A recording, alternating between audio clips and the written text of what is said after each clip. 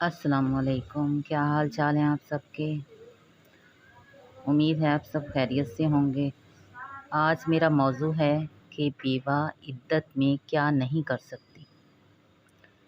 मैंने एक मौलाना की वीडियो सुनी और मुझे बहुत हैरत हुई, क्योंकि जब एक औरत बेवा होती है तो उसको होता है कि वो 4 महीने 10 दिन तक अपने घर से बाहर नहीं निकलती, ना ही उसको कहीं आना ना जाना, मतलब वो पर्दा में रहती है।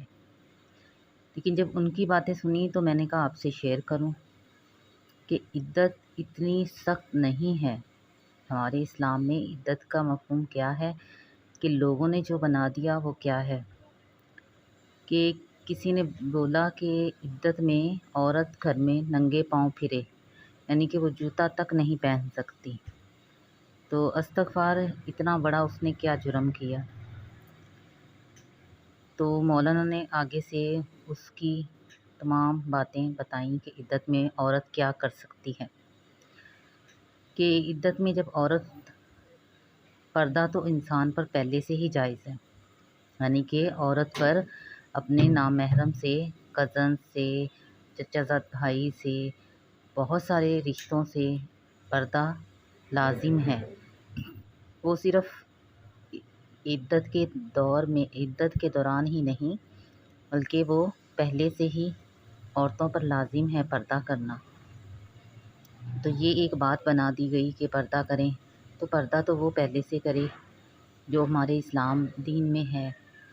और अगर मजबूरी के तहत किसी ने सवाल किया कि अगर औरत इद्दत में है और उसकी वालदा फौत हो जाती है, तो क्या वो उसका चेहरा देखने घर से बाहर निकल सकती है।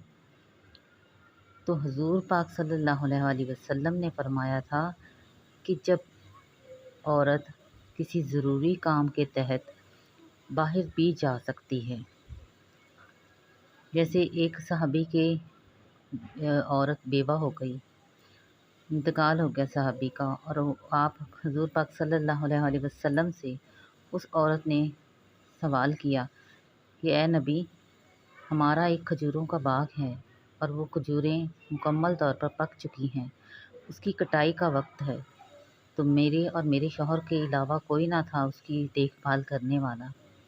अब मेरा शौहर तो रहा नहीं और मैं इद्दत में हूँ, तो मैं क्या करूँ इस सूरत में, क्योंकि हमारे पूरे साल का उसी से गुजारा होता है, उसकी आमदनी से। तो हजूर पाक सल्लल्लाहु अलैहि वसल्लम ने इरशाद फरमाया कि आप जाकर अपनी खजूरें अपने बाग से उतारो और शाम तक काम करने के बाद वापस घर पर आ जाओ। यानी कि ये हुक्म है कि रात अपने उसी घर में गुजारो जिस घर में आप अपने शौहर के साथ रहती थीं। तो इसी तरह जब आपकी वालदा किसी की फ़ौत हुई है तो वो अपनी वालदा का चेहरा देखने जा सकती हैं, वहाँ कुरान नमाज़ पढ़ सकती हैं। और वो बेवा जो इद्दत में है वो रात अपने ही घर में गुजार सकती है, वो रात बाहर नहीं गुजार सकती। ये है हमारे इस्लाम में इद्दत का मफ़हूम। और इद्दत में वो किसी ज़रूरी काम से, यानी कि कुछ घर का राशन कुछ लेने के लिए बाहर निकलना हो, उसकी मजबूरी हो, कोई और ना हो, तो वो अपना काम सारा बाहर का कर के आके रात वापस अपने ही घर में गुजारे। तो ये है इस्लाम में। बस अगर वो पूरे 4 महीने और 10 दिन उसी घर में क़याम करे, उसके बाद वो शादी करना चाहे तो उसे इजाज़त है इस्लाम में कि वो शादी कर सकती है, लेकिन उस मुद्दत को पूरा करने के बाद। तो हमारा दीन इस्लाम इतना सख्त नहीं है जितना लोगों ने बना दिया है।